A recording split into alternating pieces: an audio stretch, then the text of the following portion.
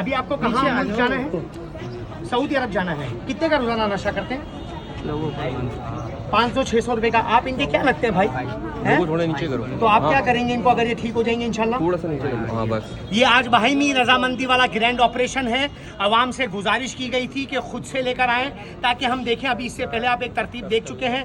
इनको सऊदी अरब जाना है। ये 3 साल से नशा कर रहे हैं। इंशाल्लाह इन्होंने यहाँ पर NIC की कॉपी और दरख्वास्त जमा करवा दी है।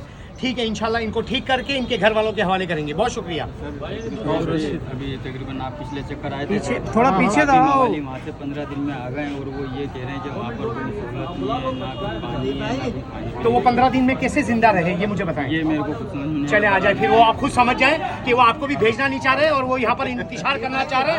15 दिन में हर आदमी जिंदा रहता है, खाया होगा, पिया होगा। और जब हमने उनको गाड़ी में बिठाया था तो उसकी भी वीडियो भी वायरल थी जिसमें अल्लाहू अकबर कहा जा रहा था। नया सूट पहना हुआ था, टोटी तस्बीह पहनी हुई थी।